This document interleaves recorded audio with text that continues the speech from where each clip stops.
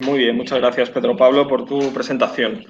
Bueno, yo creo que lo importante entender en el momento en el que estamos, de todo lo que está sucediendo, que lo que viene a ser es este desarrollo masivo de proyectos o de megaproyectos energéticos, es por qué está sucediendo ahora, ¿no? Y de esta manera, que es un poco lo que desde la plataforma, respondiendo a tu pregunta que me hacías directamente, intentamos desde hace más de año y medio responder, ¿no? La plataforma nace porque al ver los planes nacionales, en concreto el Plan Nacional de Energía y Clima 2021-2030, vemos que va a venir esta aluvión de megaproyectos energéticos en la transición de los combustibles fósiles a las renovables, con la razón de luchar contra el cambio climático, pero desde nuestro punto de vista consideramos que tiene una serie de carencias y errores que hace que reparta otra serie de proyectos y que además no sea eficaz para la lucha contra el cambio climático.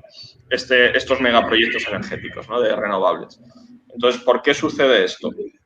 Bueno, el problema es cómo se está abordando la transición energética o la necesaria transición energética. Yo creo que ya quedan, afortunadamente, pocos negacionistas climáticos, ¿no?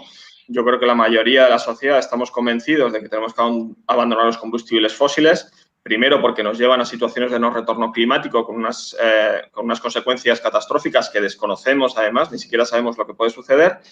Y segundo, y también no lo podemos evitar, hemos llegado a lo que se llama el pico del petróleo, es decir, la producción de petróleo no se va a incrementar más, el petróleo se está acabando, o al menos el petróleo barato, con lo cual eso va a producir unos cambios civilizatorios inevitables. Teniendo en cuenta este punto de partida, es decir, la transición energética a las renovables es necesaria, lo que hay que plantearse y lo que hay que poner en cuestión es cómo se hace.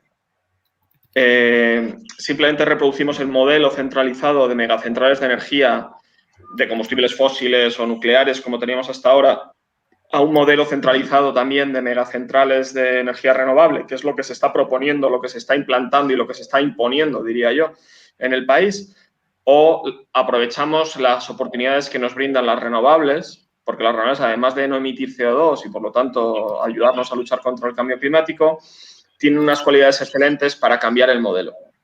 Es decir, abandonar ese modelo centralizado que reparte impactos de manera injusta y que además hace que la producción de energía no sea un bien común y que esté en manos de unos pocos solo, de un oligopolio energético, o con las renovables que nos permiten colocar la producción de energía allá donde se consume, es decir, acercar la producción de energía a los puntos de consumo, con lo cual nos evitamos todo el transporte de energía y además puede estar en manos de la ciudadanía. Es decir, podemos convertir la producción de energía en un bien común, que además hace que el uso de la energía sea mucho más eficiente y, por lo tanto, también mucho más eficaz para la lucha contra el cambio climático.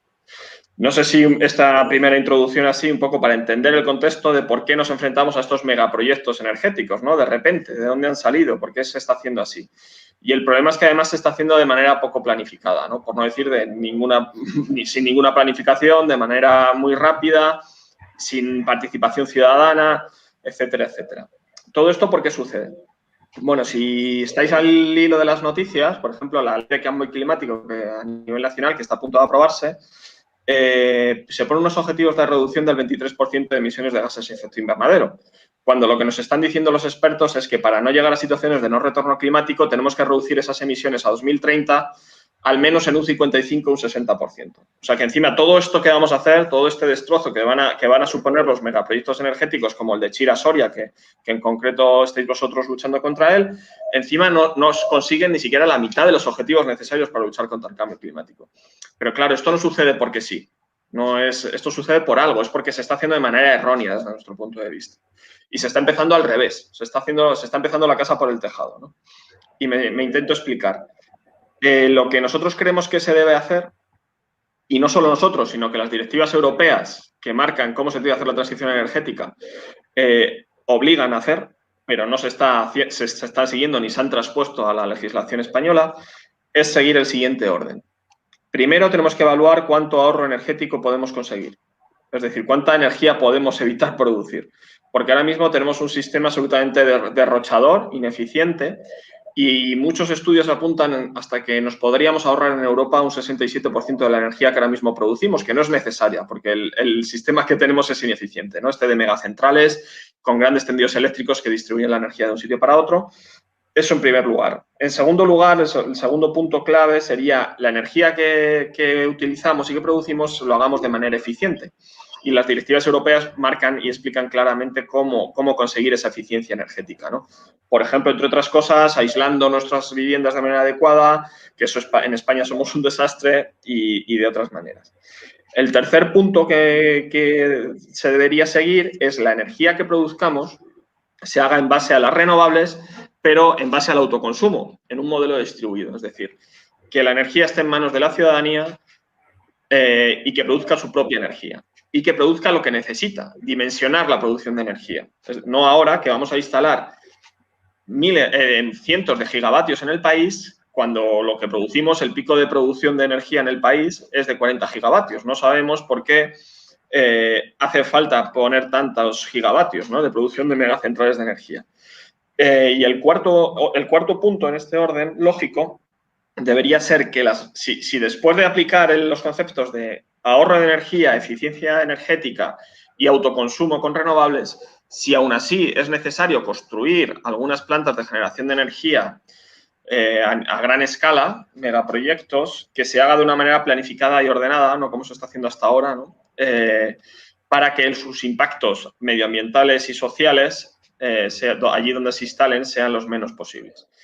Y un quinto punto que para nosotros es fundamental también es que todo el dinero público que se va a emplear para estos proyectos, porque no sé si sabéis que hasta un 33%, por ejemplo, de los fondos europeos que van a venir posteriormente, ¿no?, para la recuperación económica causada por la pandemia, se van a utilizar para lo que se llama la lucha contra el cambio climático. Pero, lamentablemente, ese dinero, en vez de ir para apoyar a la ciudadanía y apoyar el autoconsumo o la eficiencia energética, la rehabilitación de edificios, van a ir a grandes multinacionales que son las que están detrás de todos estos megaproyectos energéticos.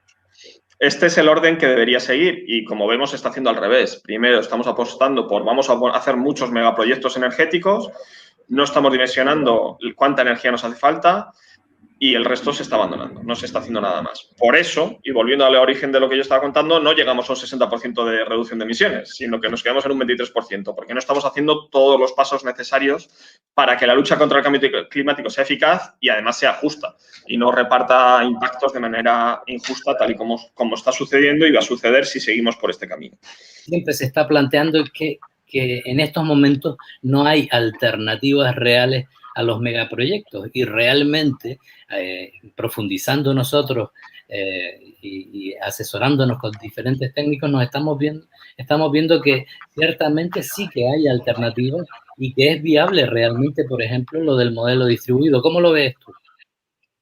Bueno, eso claramente es viable. Se está intentando transmitir introducir en el imaginario colectivo de que no es posible el modelo distribuido, que el autoconsumo no es posible, que no se pueden producir los gigavatios o los megavatios necesarios, cuando los estudios que empiezan a surgir dicen precisamente lo contrario, que solo con la fotovoltaica en tejados, sin cubiertas, se podría cubrir las necesidades energéticas del país.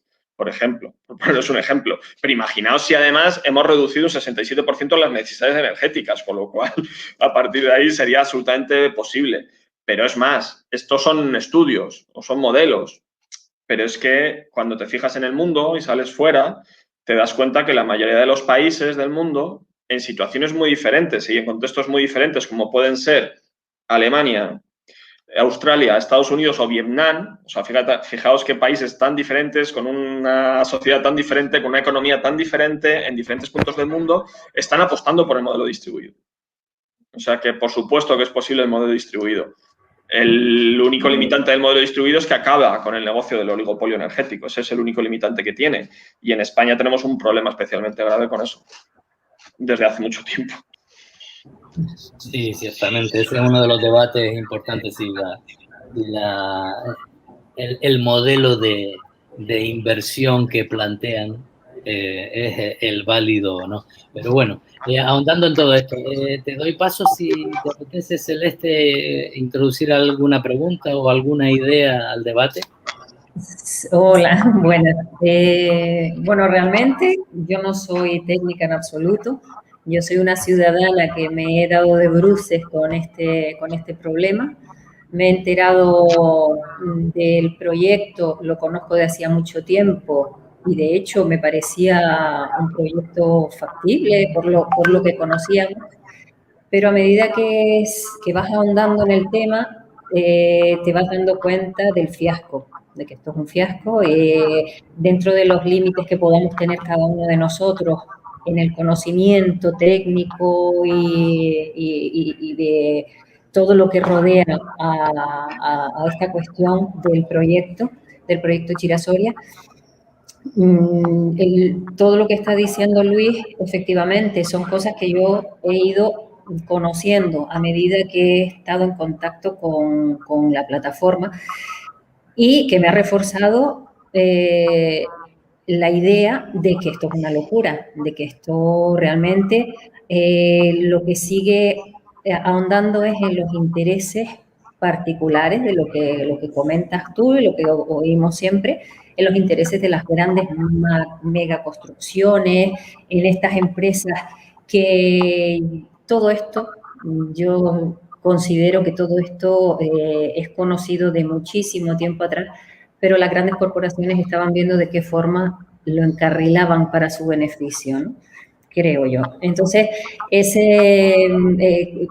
un poco de las cosas que yo iba a comentar, lo que has dicho, pues es, yo creo que lo que vamos conociendo todos nosotros, que cuando pensábamos que la autosuficiencia es lo ideal, después, por otro lado, oyes supuestos técnicos en que te dicen, como dices tú, que realmente es factible, pero que no interesa. Nosotros lo que sí es verdad es que carecemos, lo que comentabas también, de planificación. Nosotros a nivel particular, a nivel nuestro, de las islas, me imagino que muchos sitios, pero es en las islas donde ahora mismo estamos nosotros hablando, lo que no tenemos es una planificación que nos lleve efectivamente a tener unas conclusiones. Para mí sí, para mí es factible dentro de mi escaso conocimiento el que se pueda fomentar el autoconsumo. Por otro lado, después sabes que no es, para las grandes corporaciones no es beneficioso, pero bueno, sí es necesario a nivel de todo lo que hablamos muchas veces en la plataforma, a nivel de los aprovechamientos, de lo que son cubiertas, lo que son... Nosotros, yo siempre recuerdo la idea de que Canarias podríamos ser, vamos, potencia, ¿no? En energías renovables, tenemos de todo. Entonces, el no tener la capacidad de tener autoconsumo es por otra cosa que no son, o sea, por intereses económicos. Entonces, los modelos, ustedes, los técnicos, saben mejor que nadie y yo no lo puedo explicar en absoluto porque ya lo has explicado bien y en la plataforma también los técnicos nos van abriendo los ojos, ¿no? A personas que como yo estoy bastante perdida en lo que son los tecnicismos y todo esto. Lo que sí es verdad que lo que es esta gran cantidad de millones que se van a emplear en esto, una de las cosas que yo me planteo, si bueno, que sabemos que en las obras después siempre hay un incremento muy grande, no tiene nada que ver con lo presupuestado y todo eso. ¿De qué forma a lo mejor podríamos derivarlo en el fomento de autoconsumo personales, o sea, en comunidades, aprovechamientos de las azoteas y tal para revertirlo en el beneficio por ejemplo, de cada edificio, de cada localidad, Y así vamos aumentando de cada ciudad, de cada, no sé, son muchos millones que no se destinan a la investigación. Nos llenamos la boca con el tema del I+D+I y todo esto, y al final realmente no nos llenamos la boca, me refiero, se llenan la boca los políticos cuando hablan de que es necesario invertir y después cuando tienes las posibilidades de hacerlo, pues no lo haces, ¿no? Porque ya te digo, hay muchos millones en juego, muchos millones que se podrían canalizar hacia otro modelo muchísimo más beneficioso para lo que es la ciudadanía, porque esto no Claro, es... es que esto que estás hablando es muy importante, porque claro, cuando te dicen que no es posible, técnicamente es posible el modelo distribuido. Ahora mismo la fotovoltaica es la tecnología más barata, más accesible, que es la que podríamos instalar en nuestras azoteas o en solares municipales. Quiero decir, los pueblos, las ciudades podrían ser autosuficientes. O sea, la tecnología es la ideal, es lo que nos dan. Las renovables nos dan esa oportunidad, que es la oportunidad que se está desaprovechando, lamentablemente, y se está empleando para continuar con el modelo, ¿no?, en manos de unos pocos. Pero es que además se va a hacer con el... Claro, ahí podría decir, bueno, ¿tenemos el dinero para hacerlo? Pues es que lo tenemos, lo vamos a tener, ¿no? Que es que se juntan las dos cosas. Encima vamos a tener un montón de dinero público que en vez de emplearlo en ese modelo, vamos a hacerlo para perpetuar el oligopolio, ¿no?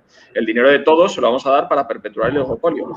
Y como he dicho antes, además, para no conseguir luchar contra el cambio climático, con lo cual es un desastre, lo mires por donde lo mires. Y cuando otro de los argumentos que nos dan muchas veces y que nos engañan claramente es el del empleo, ¿no?, que es para generar mucho empleo. Bueno, hay muchos estudios ya que demuestran claramente que el modelo distribuido genera mucho más empleo que el modelo centralizado, ¿no? Pero es que es hasta 7 u 8 veces más. O sea, no es el doble ni el triple, sino muchísimo. Eso, yo siempre utilizo un ejemplo, un informe de Ampere, que es la Asociación Nacional de Productores Fotovoltaicos. O sea, no es una asociación ecologista o vecinal que está luchando contra esto, son la Asociación Nacional de Productores Fotovoltaicos, que dice que el desarrollo fotovoltaico, por ejemplo, de aquí a 2030, en un modelo centralizado, es decir, en el que se está imponiendo, generará unos 130.000 empleos, pero que si fuese en un modelo distribuido, en centrales de menos de 5 megavatios, que es lo que nosotros decimos baja escala, ¿no?, es donde ponemos el límite y somos bastante generosos, generaría 830.000 empleos. Fíjate, la diferencia es impresionante, de 130.000 a 830.000 empleos. O sea, que ahí también nos están engañando. Es decir, el modelo distribuido, como digo, es virtuoso. Es el más eficaz para luchar contra el cambio climático, que es lo que supuestamente está detrás de todo esto y es lo que deberíamos tener como objetivo. Es el más justo, es el que más abarataría la factura de la luz, porque estaría la generación de energía en manos de la ciudadanía y no de unas pocas empresas.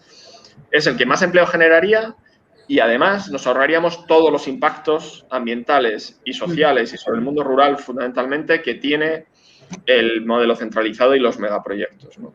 ¿Por qué no se está apostando por ello? Claramente porque hay unos intereses que lo impiden.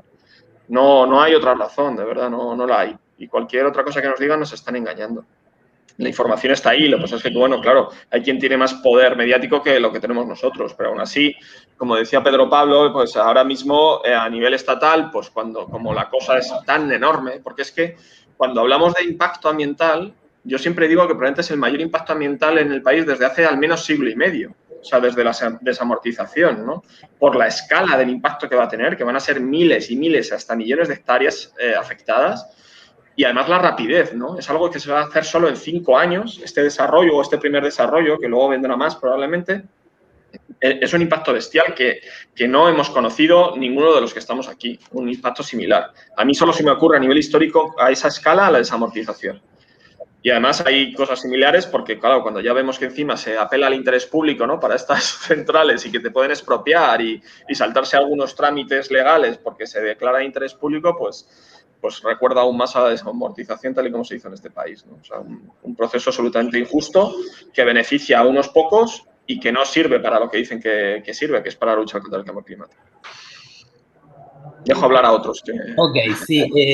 Quería introducir a Lucas inicialmente. Lucas, mira, hay una pregunta que siempre surge en este debate, tú que eres ingeniero civil y que ya has escrito bastante sobre ello.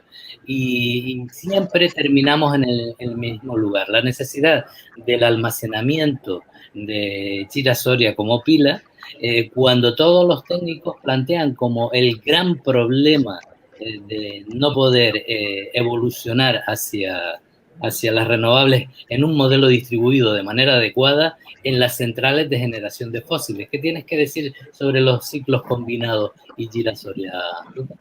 Pedro Pablo, me permites, digo, para conectar con lo que decía antes Luis Polonio, y luego entramos. Discúlpame, Pedro.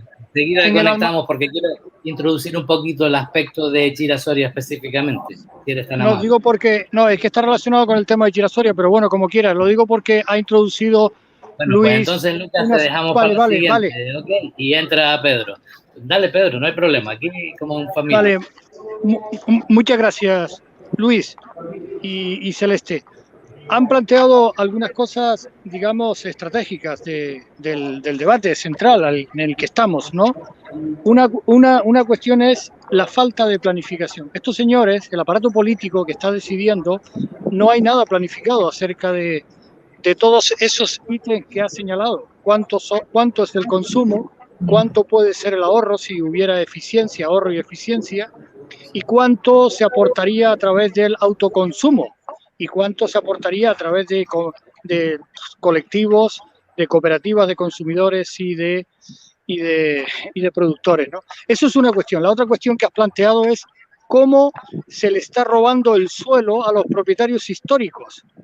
Es una cuestión, me parece muy importante que profundices en eso, ¿no? Porque las decisiones de interés general es una expropiación absolutamente escandalosa de lo que está pasando con esos propietarios históricos. En estos momentos, Red Eléctrica, de manera ilegal, tiene ubicado en el barranco de Arguineguín a una serie de técnicos que están expropiándole. Ellos no pueden expropiar, es el gobierno. Y sin el gobierno haber hecho la declaración de impacto ambiental y sin haber declarado de interés general para poder expropiar. Pero vienen con sobres de dinero estos señores amenazando a los propietarios históricos de ese suelo, ¿no?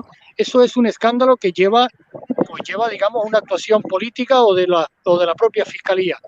Y la siguiente cuestión, que es relevante en la relación que hace con el nivel de impacto que se está produciendo en todo el Estado español y en particular en Canarias. Nosotros hablamos aquí de 3 etapas. La etapa de la conquista, cuando se quedaron con el agua al suelo y destruyeron la masa forestal, la privatización y destrucción de los bordes del litoral, y esto que es una bomba, lo que viene y cómo se le está entregando a las multinacionales, que va a ser el mayor nivel de impacto. Por ejemplo, lo que va a pasar en la isla de Fuerteventura es un verdadero escándalo, es decir, todo el interior de Fuerteventura va a ser arrasado por molinos que no tienen nada que ver con los consumos que allí se demandan en estos momentos. Los consumos allí son de una potencia de 90 megavatios y hay asignado ya 390 megavatios de potencia. Eso es un escándalo. Igual pasa en Gran Canaria. Entonces, digo esto porque es muy importante. El nicho territorial del barranco de Arguineguín, donde van a instalar la megacentral de Chira Soria, no ha pasado ningún debate, no está incluida en ninguna planificación territorial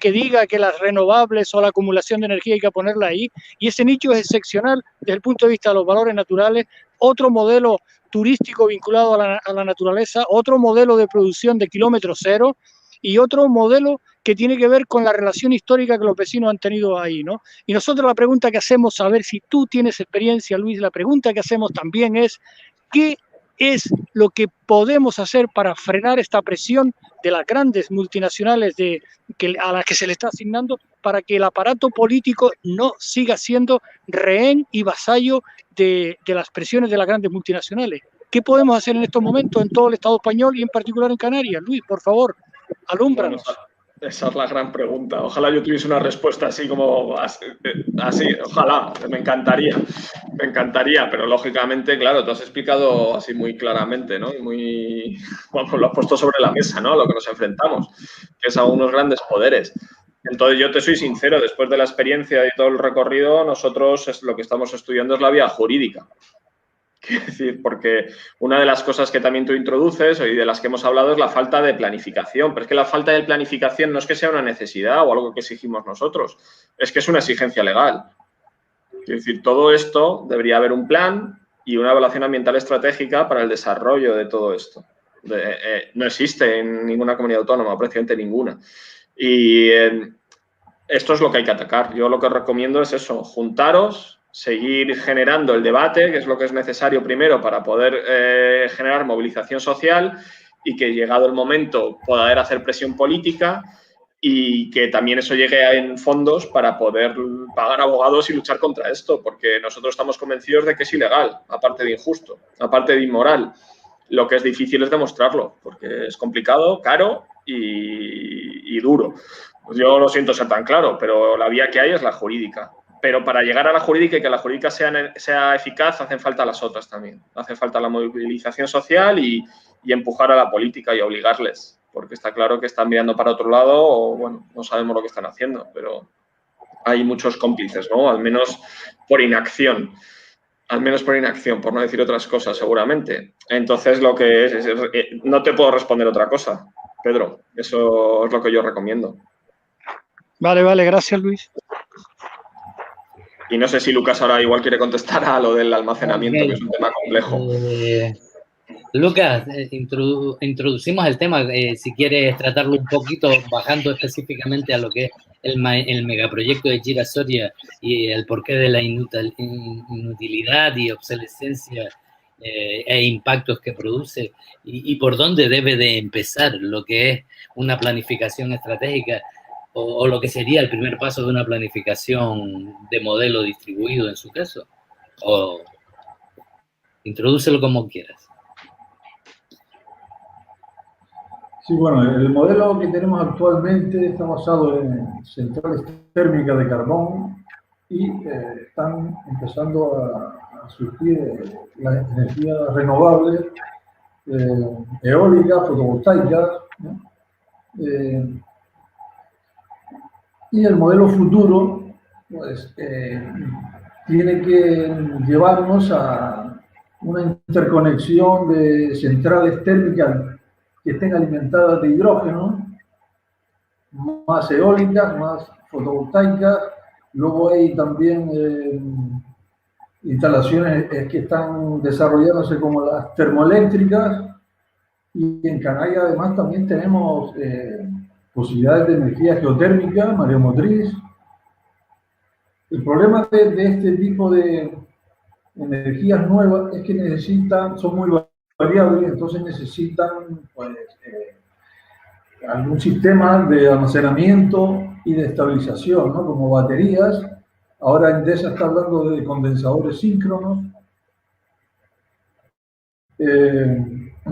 Pero lo que está claro es que esta isla no tiene suelo para ocupar, no tiene territorio, está superpoblada. Tenemos una isla de 1.560 kilómetros cuadrados, casi 1 millón de habitantes, nos visitan 5 o 6 millones de turistas al año, y esto nos lleva a una densidad de cerca de 900 habitantes por kilómetro cuadrado. Entonces, además, el turismo nuestro está centrado exclusivamente en el sur. Y ahí es donde quieren meter Chira-Soria, en la zona sur. En la zona sur hay mayoría de turistas frente a residentes canarios. Y es una zona que tiene que ir desde el litoral hasta la misma cumbre, ¿no? Incluyendo los barrancos de Guineguín, de Mogán. También tenemos que pensar que el turismo que viene aquí es un turismo que busca este clima suave, busca también la tranquilidad y busca el paisaje. Es un turismo también que está cambiando. Por ejemplo, tenemos turismo de deporte, como el ciclismo, de senderismo, del paisaje.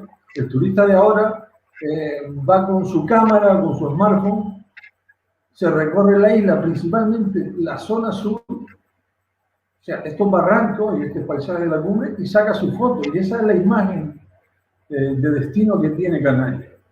Y es el único futuro, digamos, que le puede garantizar una sostenibilidad, ¿no? Entonces, claro, la central giratoria es como un experimento extraño que le llaman central hidroeléctrica sin agua. Sin agua, entonces, claro, lo que está diseñado es una desalación en el litoral turístico, un bombeo de 20 kilómetros a 600 metros de altitud.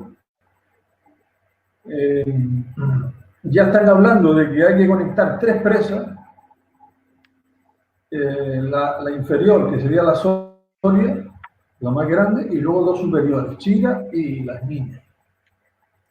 Esto obligaría, porque claro, el proyecto que hay es de Chira, que obliga a bombear durante 3 años agua desalada para que funcione el ciclo entre Chira y Soria. Si se añade Las Niñas, ya estamos hablando de 6 años de bombeo. Si a esto unimos la evaporación de las 3 presas, vamos a estar bombeando, desalando y bombeando agua permanentemente. Lo cual, por otra parte, genera un sistema muy caro, muy costoso, ¿no? Y encima invade una zona que yo considero que pertenece al área turística, no solo medioambiental, sino turística, porque es que no podemos separar el espacio, el paisaje del turismo. Entonces, a veces creo que los canarios, que estamos más concentrados en la zona norte, en las ciudades, no estamos considerando el valor del turismo lo suficiente. Y de ahí quizás venga que parece que no, hay mucha gente que no le preocupa meterse en un barranco, como el de Pineguí, y sacar de ahí 1 millón de metros cúbicos de material y poner torretas. Como que no tenemos esa sensibilidad, creo que nunca la hemos tenido respecto al turismo, y sin embargo, claro, con la población que hay actualmente, no cabe aquí otro modelo económico.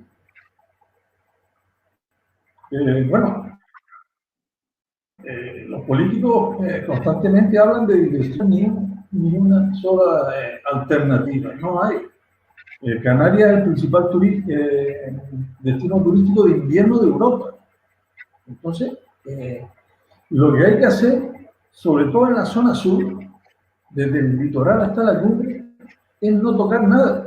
Al contrario, hay que mejorar la calidad de las aguas del litoral, no estar desalando y echando salmuera, aguas residuales, ¿no? Con emisarios, depuradoras.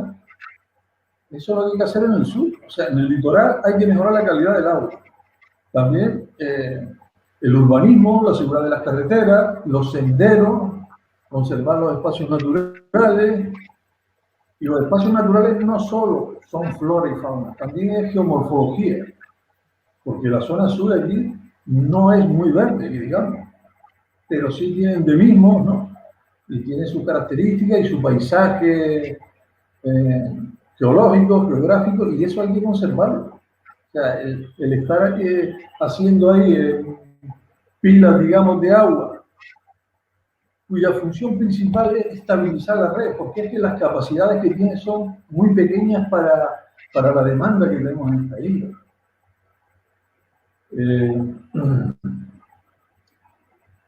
Entonces, bueno, ¿qué podemos hacer aquí como alternativa? Pues, por ejemplo, a mí se me ocurre, primero, no ocupar más territorio.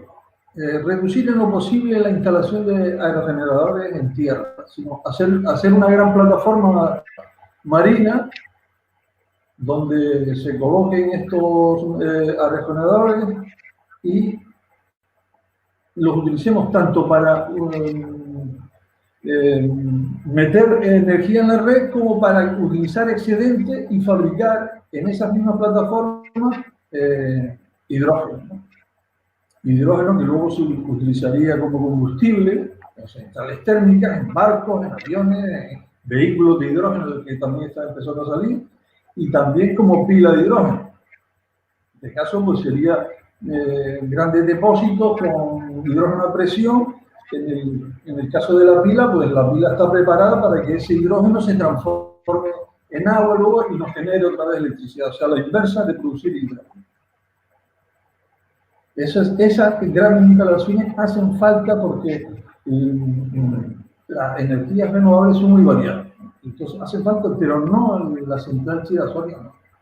En la península sí hay proyectos de bombeo, pero hombre, son entre embalses que tienen agua, no hay que ir a buscar el agua en ninguna parte. Entonces puede ser una posibilidad siempre que, lógicamente, no nos afecte a una zona de espacios protegidos, ni, bueno, ni que tengan pues, la población de la zona en contra, obviamente. Y luego están las pequeñas producciones, que son también el futuro, que son las fotovoltaicas de cubiertas, de viviendas, de edificios, naves. Si todas estas pequeñas instalaciones tienen baterías y están conectadas a la red, también contribuyen a la estabilidad de la red, ¿no? Y luego pues, están, por ejemplo, los contadores bidireccionales, ¿no? Para entregar y tomar de la red. Y también esto que parece que está empezando ahora a desarrollarse, que es la energía termoeléctrica, que tiene utilidad porque con eso podemos producir, bueno, calentar agua, producir vapor y hacer funcionar centrales térmicas de vapor, no de combustible. Entonces, ya digo, hablando de Canarias y sobre todo de esta isla, en la situación en la que está, para mí vale casi cualquier modelo energético que respete el medio natural. No estas prisas por llegar al 2050 con el 100%, cuando Canarias no tiene industria. La única industria prácticamente que hay aquí son las dichosas centrales térmicas y las desaladoras. En eso ganamos a todo el país. Y ahí sí, ahí se puede actuar. Y de hecho, las propias desaladoras tienen la posibilidad, que se habla también aquí bastante de ese tema, tienen la posibilidad de funcionar captando todos los excedentes, ¿no? De la red para desalar agua. O sea, que nos funciona casi como girasol, ¿no? O sea, cuando tenemos excedentes, es que además las instalaciones renovables sí deben tener excedentes, porque cuando hay un bajón de viento, entonces te quedas muerto, ¿no? No tienes energía. Entonces tienes que instalar más. Y durante mucho tiempo habrá excedente. Ese excedente lo utilizas para desalar y ya está, ya tienes la red estabilizada. Bueno. Ok, yo introduzco una pregunta, Luis. El tema del autoconsumo, ¿por qué? Porque lo hemos vivido en algunos de los debates anteriores que hemos tenido, por ejemplo, con la gente de Corona del Viento, con Samuel, que planteaba que al producirse el megaproyecto, al construirse Corona del Viento, que fue un proyecto de investigación que se desarrolló allí, ha coartado totalmente el desarrollo del autoconsumo y de lo que planteaba Lucas de la integración de placas solares sobre otro de los aspectos que planteaba un catedrático aquí de Tenerife, que planteaba que Gran Canaria, no sé si era Gran Canaria o las islas, tenían 200 kilómetros cuadrados de tejados donde poder desarrollar proyectos de autoconsumo. ¿Qué nos puedes comentar sobre esto? Bueno, yo no conozco en concreto Corona del Viento, qué proyecto es. Me refiero a nivel de cómo afecta al autoconsumo el desarrollo de los megaproyectos. A ver, ¿cómo afecta? El problema es que el desarrollo del autoconsumo no está, digamos, beneficiado tal y como exigen las directivas europeas. Quiero decir, las directivas sigue habiendo una serie de limitaciones para el autoconsumo. Ya no solo es que el dinero vaya a irse a los megaproyectos en vez del autoconsumo, sino que el volcar, por ejemplo, la energía a la red, el productor de energía de autoconsumo, las directivas europeas en este caso son muy claras, ¿no? De cómo tiene que ser, por ejemplo, la compensación de excedentes. No sé si sabéis ahora cómo funciona lo que se llama la compensación de excedentes. Es decir, cuando tú estás produciendo tu energía en tu tejado, ¿no? Por usar ese ejemplo, y tú vuelcas a la red, eso no está todavía regulado convenientemente para beneficiar y para incentivar, es la palabra, el autoconsumo, ¿no? Porque tú, digamos que a la empresa energética vas a recibir 3 veces menos el megavatio que tú le vas a dar que el que te está cobrando a ti ahora mismo, para que os hagáis una idea. Y además solo va a ser de la parte de la factura de la luz, de la parte de variable, ¿no? Sabéis que tiene 2 partes, una fija, en la que nos cobran todos los peajes, todos los tendidos eléctricos, todas las subvenciones a las renovables y a otras energías que no sabemos que nos están cobrando. Y luego está la variable, que es la menor ahora mismo, que es la asociada a tu consumo real. Digamos que tú esa compensación de excedentes de tu instalación de autoconsumo solo lo puedes restar, digamos, de la parte variable. Si tú llegas a producir más, y no te van a dar ese dinero porque la parte fija no te lo devuelven. No sé si esto se entiende, ¿no? Entonces, digamos que no se ha desarrollado el sistema eléctrico para incentivar el autoconsumo, sino para incentivar esas megacentrales, ¿no? Esos megaproyectos. Eso es lo que hay que pedir y las directivas europeas son muy claras. Y habla de un derecho, habla de derechos estas directivas europeas, que es el no transponer estas directivas. Lo que nos está es quitando derechos a los ciudadanos europeos y, en este caso, a los ciudadanos españoles. Y es el derecho, por ejemplo, al autoconsumo y al ser lo que llaman las directivas europeas un cliente activo. Es decir, tú poder participar de ese mercado eléctrico, ¿no? Con esa generación de energía. Porque eso es lo que realmente bajaría el precio de la luz. Eso bajaría la factura de la luz. Y somos millones de actores y no son 3, 4, 5, 6 o 7 los actores del mercado eléctrico. Y que puedas, digamos, en ese sentido, competir en igualdad de condiciones. No, como os estoy diciendo, ¿no? Que a ti el megavatio te lo van a pagar 3 veces menos de lo que te lo están cobrando. Que esa es la situación actual y solo de una parte de la luz. Esa es la limitación que hay. Aparte de que hay muchas limitaciones, luego eso ya depende de las comunidades autónomas y de los ayuntamientos en cuanto a la fiscalidad de estas instalaciones, en cuanto a las licencias municipales, que en eso se está avanzando en algunos territorios, en otros menos, pero de que no se considere una obra y no te haga falta una licencia municipal de obra, etcétera, etcétera, ¿no? O la fiscalidad que tienen también, que es una parte muy importante. Hace poco salía un artículo en la revista Energías Renovables, ¿no? Criticando esto. Hay unas limitaciones que desincentivan el autoconsumo, cuando en otros países no es así y cuando las directivas europeas nos obligan a hacerlo de otra manera. Eso Sí, lo que pasa es que no... Ay, perdón. No, es que eso, cuando comentaste eso, te iba a preguntar si era a nivel general, a nivel Europa o era aquí en España. Acabas de dejar de contestar, ¿no? Hay las directivas europeas de las que os hablo, del paquete de invierno, que son 3 directivas europeas, marcan claramente el camino contrario, ¿no? De que hay que convertir a todos los europeos en productores de energía, en clientes activos, que llaman. Es decir, que tú eres consumidor de energía, pero también eres productor de energía.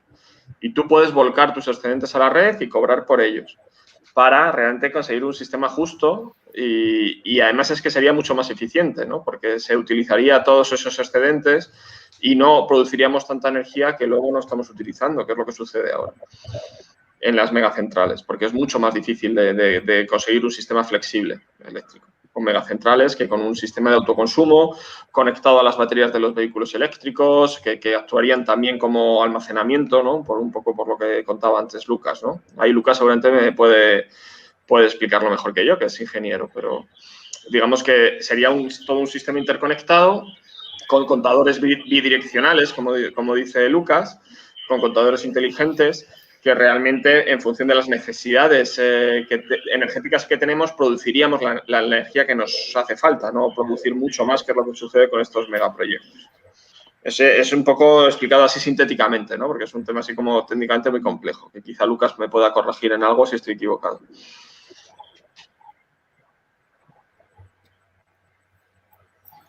Estuve leyendo hoy algo un artículo de que algo de eso de los contadores bidireccionales se está usando ya en Dinamarca.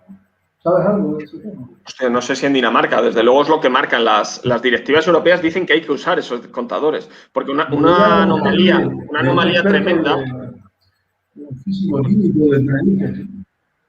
No te he oído, perdona, Lucas.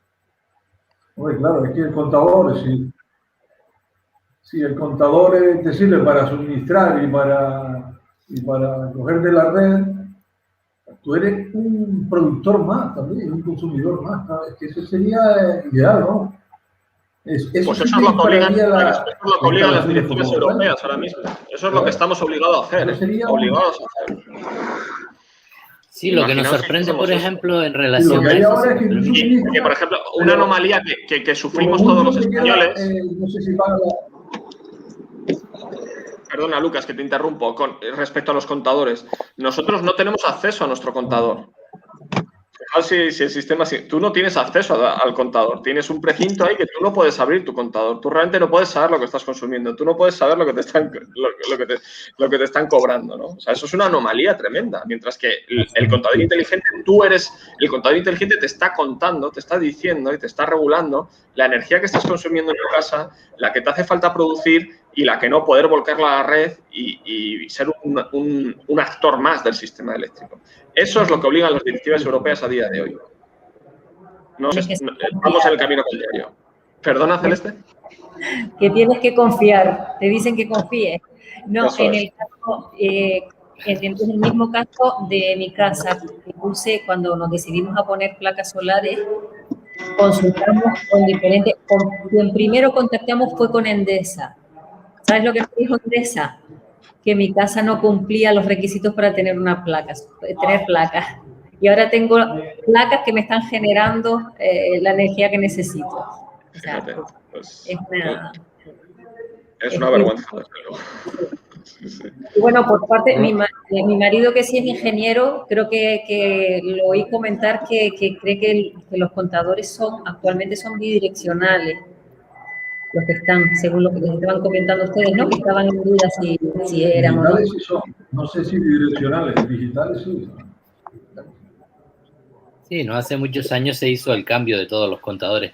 La pregunta que nos hacemos o que me hago yo también y que comparto con ustedes, por ejemplo, es que los argumentos que establece y que plantea las administraciones, me da igual, y también las compañías, es que tienen el momento y la capacidad de inversión para poder desarrollar esto y que el ciudadano como tal no tiene esa capacidad.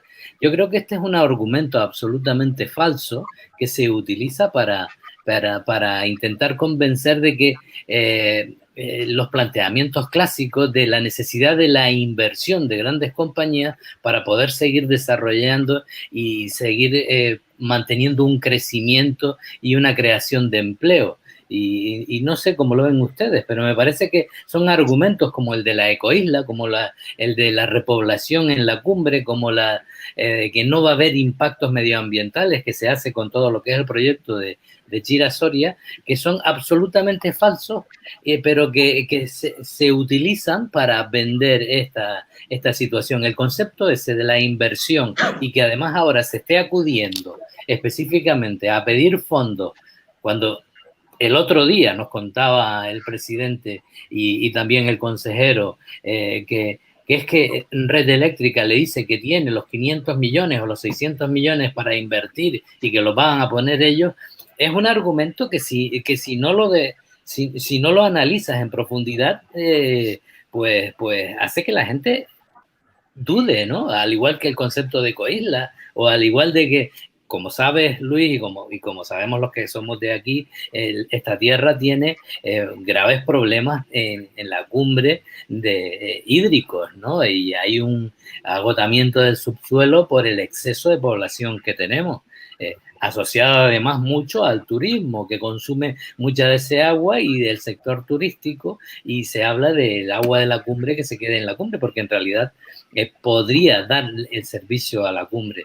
Pero son conceptos y no sé cómo se viven en lo que es Península, esa venta de humo que establecen tanto los gobiernos como las organizaciones y las empresas de que tienen la inversión y van a dar trabajo. ¿Qué opinan ustedes? Bueno, lo he explicado antes, ¿no? Eso es un argumento muy perverso porque es mentira. Quiere decir, el modelo distribuido daría mucho más empleo que el modelo centralizado. Generaría mucho más empleo. Entonces, es un argumento que no se sostiene. Y cuando te dicen que tienen la inversión, claro, y que va a generar riqueza, la historia es para quién va a generar esa riqueza. O sea, ¿qué es riqueza para ellos y qué es riqueza para la mayoría, ¿no? Yo creo que esos son los conceptos que hay que aclarar, claro. Pues riqueza va a generar, pero no va, pero ¿a quién, no?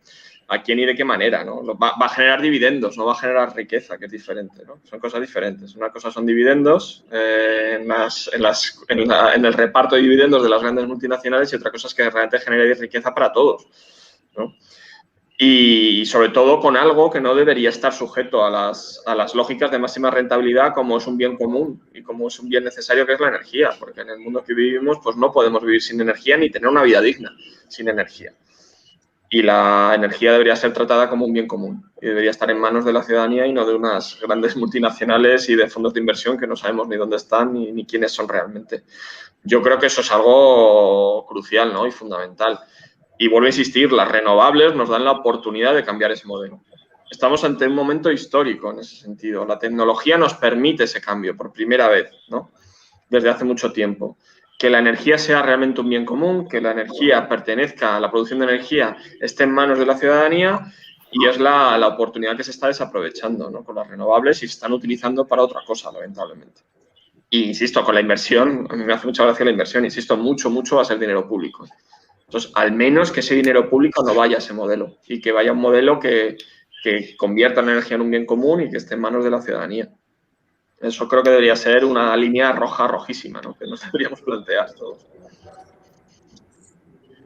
Una de las cosas que demuestran claramente el interés es el tema de, creo que fue Lucas en otra conexión que hubo, en la otra charla, que hablaba y que quedaba de manifiesto el interés de todo el dinero que se debe estar moviendo ya, pero que va a moverse con relación a la creación de otra desalinizadora, con todo este proyecto. Y creo que tú, Lucas, decías de que viable ahora mismo sería muchísimo más barato y ya está construida, ya hay una desalinizadora con muchos menos kilómetros hacia, por ejemplo, hacia las presas, ¿no? Creo que comentaste en otra conexión, no sé si era desalinizadora del Artenar. Sí, respecto al agua, de bombear agua a la cumbre para regar. Enviar agua a la cumbre. Sí, claro, es un disparate. O sea, enviar agua desde Arguineguín a la cumbre, eso es que, vamos, es un disparate. Porque es que la isla esta tiene muchas desaladoras. Entonces, la misma cuenca de Tejeda, pues tiene, en la parte baja tiene la desaladora de la aldea. Y hay barrios de la aldea que están llegando a la cumbre, que están recibiendo agua. O sea, esto fue una idea que se me ha ocurrido ahí como un poco para vender un poco más lo de girasol. Pero esa agua desalada en la cumbre es muy cara, ¿no? Eso no tiene sentido. De hecho, en la cumbre hay agua, ya digo, hay agua. De esa parte que esté disponible. Y para hacerse los adeptos de la comunidad de regantes, ¿no? Pedro, has intervenido poco. ¿Quieres comentar algo? Porque ya vamos terminando el debate.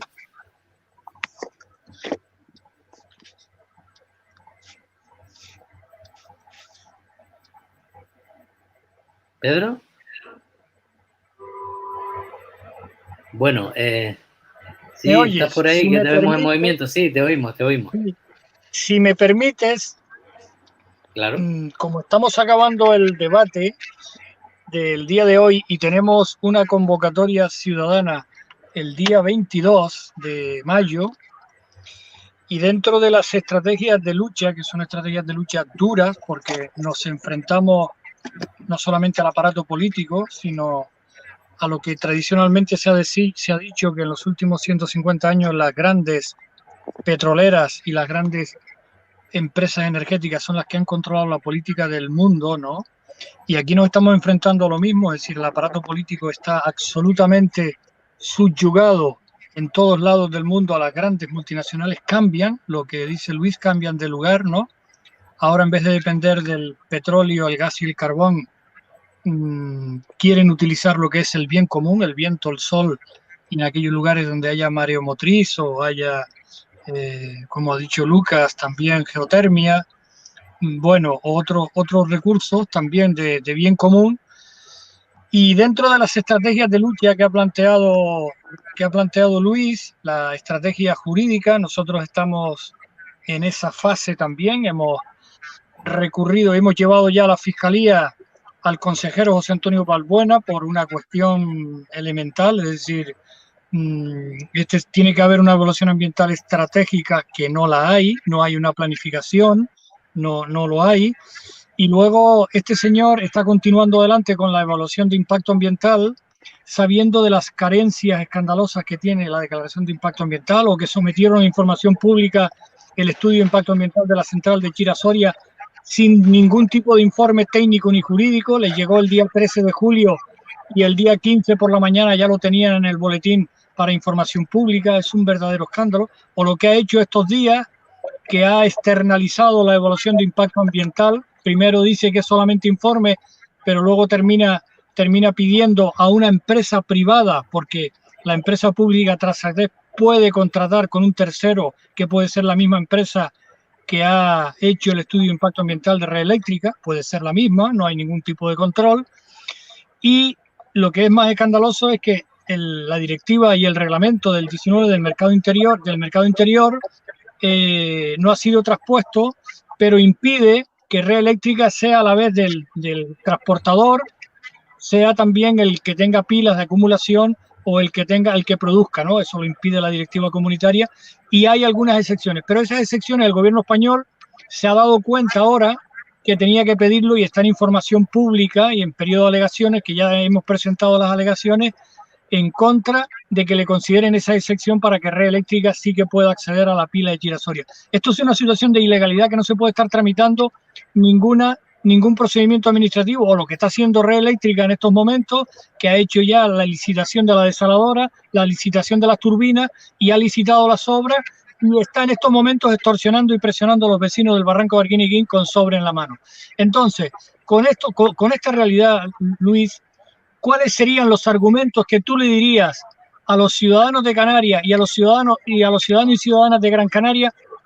¿Qué motivos tienen para salir a la calle dentro de esos distintos frentes de lucha para que el 22 nos veamos todos en la calle? Y ustedes también, como plataforma, como Alente, tienen que echar una mano, porque nuestra lucha aquí es la lucha de todo el Estado por un modelo que sea redistribuido y por un modelo que el bien común esté al servicio de todos y no al servicio de las multinacionales. ¿Es posible que tú nos des un decálogo, que nos digas 5 argumentos esenciales por qué no puede quedar nadie en la casa el día 22 de mayo? Bueno, el primero, a ver, me lo lanzas así a bote pronto, voy a intentar responder lo mejor posible. Yo creo que lo has explicado tú muy bien, Pedro, yo creo que lo explicas tú fenomenalmente, ¿no? La injusticia que es este sistema y este modelo. Pero primero, por la defensa del patrimonio de todos. Segundo, para que la energía sea un bien común y no esté en manos de un oligopolio que hace con nosotros y con nuestra factura de luz lo que quiere. Y tercero, porque además no sirve para nada. Porque además no sirve para luchar contra la emergencia climática. En vez de 5 puntos te lo he dejado en 3. O sea, esto es un sistema que atenta contra el bien común, es un sistema que impide que la energía sea un bien común controlado por la ciudadanía, y tenemos la posibilidad de que el modelo sea otro. Entonces, es posible y es de justicia. Entonces, desde luego que hay que salir a la calle para exigirlo. Y además, como tú bien has explicado, lo que están haciendo es ilegal, probablemente, o muy seguramente. Entonces, creo que son motivos más que sobrados para salir a la calle y exigirlo. Y desde luego también que sepan que es un problema y que por eso existe Aliente y por eso existe una alianza a nivel nacional, que es un problema que está en todos los territorios del Estado ahora mismo. Que no es un problema canario solo, sino que es un problema de todos, ¿no? Y esa sinergia y esa ayuda, pues es la que intentamos desde Aliente un poco mostrar a la sociedad que esto es un problema de todos y que no es solo de territorios muy concretos, sino que está sucediendo y va a suceder en todos sitios. Okay. Sí, gracias a todos.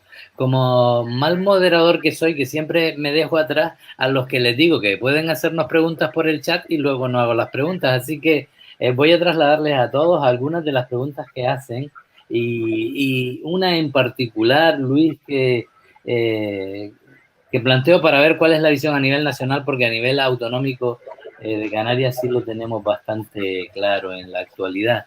Y vienen diciendo lo siguiente. Una de las preguntas es, ¿Cuál es el papel del movimiento ecologista en el conjunto del Estado a la hora de afrontar la macroobra, la invasión de los parques eólicos, ya que viene del conservacionismo? ¿Está surgiendo un nuevo tipo de ecologismo o hay planteamientos diferenciados o el movimiento ecologista se ha agotado, que necesita crear nuevas líneas de apertura e intervención en el mundo de la ecología y de enfrentamiento a este tipo de desarrollos y de nuevas intervenciones del territorio? ¿Qué opinas al respecto? Bueno, habría que definir ahí qué es el movimiento ecologista, ¿no? O qué consideramos cada uno el movimiento ecologista. Mira, una de las cosas positivas de todo esto, que yo creo que también es importante a veces en algo tan a veces tan negativo, ¿no? Y tan feo, es que está sirviendo para movilizar a la sociedad y que la gente se una por una lucha común, algo que hacía mucho tiempo que no sucedía, ¿no? Y está sucediendo en muchos sitios. Entonces, no sé si llamarlo movimiento ecologista, pero desde luego eso está sucediendo y la gente está viendo la necesidad de generar nuevos movimientos, nuevas uniones para poder luchar contra estas injusticias y poder defender nuestro territorio y nuestro bien común. Eso está sucediendo. Luego, si consideramos el movimiento ecologista a las organizaciones tradicionales más grandes, pues sí es verdad que lo que se trasluce de lo que nos llega a nosotros es una gran decepción ahora mismo, porque están un poco de lado, ¿no?, con este problema. No se sabe muy bien por qué, las reacciones muy tibias, son los primeros que tuvieron información sobre lo que iba a venir y no reaccionaron y no informaron, y de momento pues siguen un poco de lado, por decirlo de alguna manera. Y lo que está surgiendo yo creo que es un movimiento, no sé cómo llamarlo, ecologista alternativo, si quieres, conservacionista, un movimiento social alternativo, fruto de esta gran barbaridad que están haciendo. No sé si responde eso a la pregunta que hacía. Sí, perfectamente. Porque en Canarias vivimos situaciones similares a esa que se está viviendo a nivel nacional e imagino que también a nivel internacional en muchas situaciones, ¿no? Preguntaba Sara por aquí, aunque creo que ya se ha respondido para que se sienta, para que sientan los contertulios o las personas que participan en el chat también, y porque en los demás debates nunca he llegado a hacer nada más que una o dos de las preguntas. Preguntaba, ¿los proyectos planteados son para sustituir realmente la producción de energía por quema de fósiles? Yo creo que es una pregunta que ya está respondida, pero está ahí. ¿Realmente van a permitir eso? Los planteados ahora mismo, a ver, es que eso depende, tiene una respuesta compleja. Por ejemplo, el Plan Nacional de Energía y Clima a 2030, ¿no?, que es el periodo que contempla, no plantea quitar ni un megavatio de centrales de gas de ciclo combinado de gas natural, ¿no?, porque es la energía que llaman de sustento, ¿no?, para las renovables. Y, de hecho, incluso la taxonomía del Pacto Verde, es decir, aquellas tecnologías o aquellas inversiones que se consideran verdes, el gas natural está ahí todavía. O sea que, de momento, el gas natural no nos lo quitamos de encima, ¿no? Lo que se va a cerrar es el carbón, pero es que el carbón ya era absolutamente, económicamente era inviable, ¿no? O sea, realmente se están aprovechando unas cosas para decir otras, realmente, ¿no?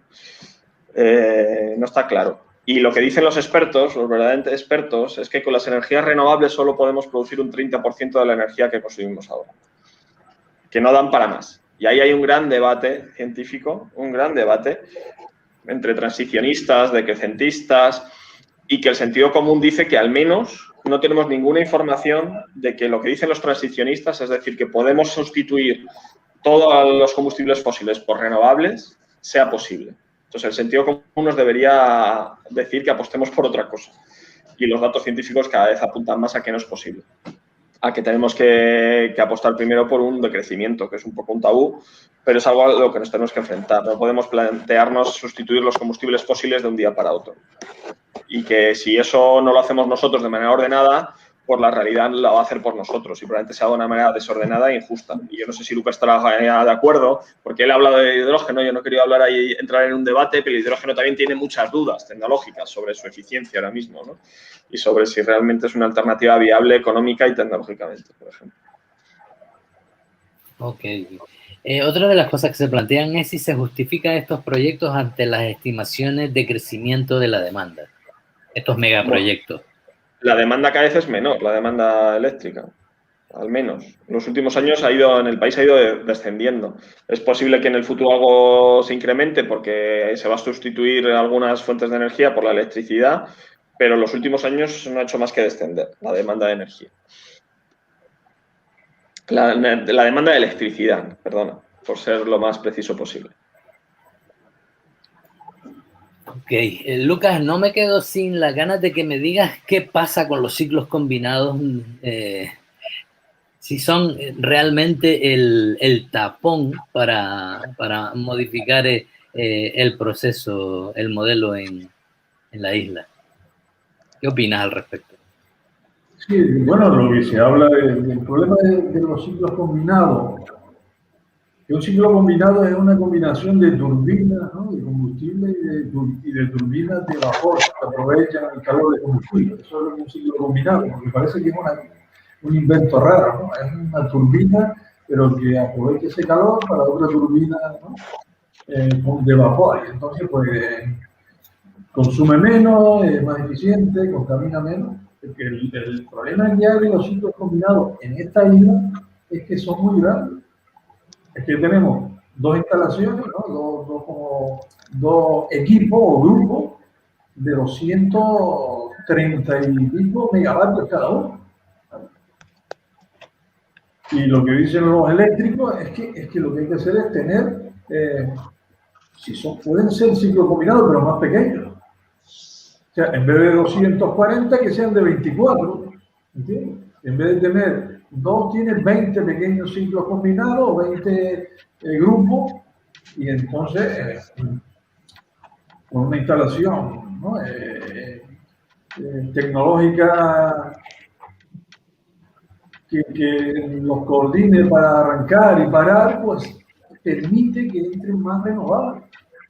Los ciclos combinados, estos motores tan grandes, como tienen que estar en marcha, te limitan la entrada de las eólicas, por ejemplo, ¿no?, que de hecho se están quejando los productores eólicos de que por la noche les desconectan el 30%. ¿Claro? ¿Por qué? Porque es que la turbina esa es muy grande y no la pueden parar. Ese es uno de los problemas que hay con las renovables. O sea, tú no puedes parar los equipos porque de repente te viene un bajón de renovables y nos quedamos sin luz. Y eso está claro. La solución más inmediata es tener equipos más pequeños. Y yo creo que, y después cuando hablo del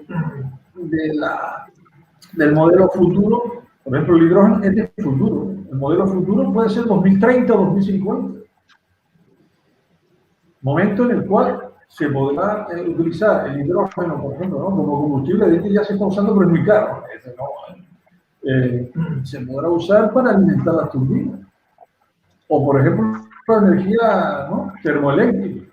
Entonces tienes turbinas de vapor. O sea, no hay problema por tener centrales térmicas. Y además ocupa un poco espacio.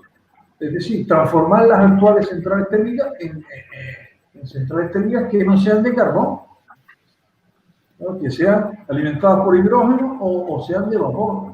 Y ya está.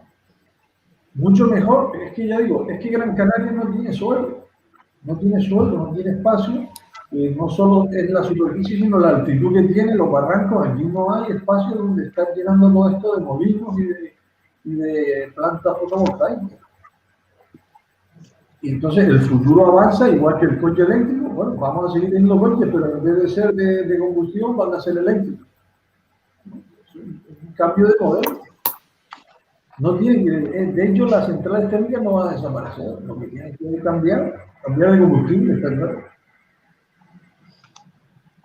A ver, por otro, le voy a dar la vuelta. En Aliente hay, no recuerdo el número ahora mismo porque va creciendo continuamente, 130 entidades de todo el país y muchas de ellas son plataformas de afectados, como tú dices, ¿no?, como podéis ser vosotros con Chira Soria.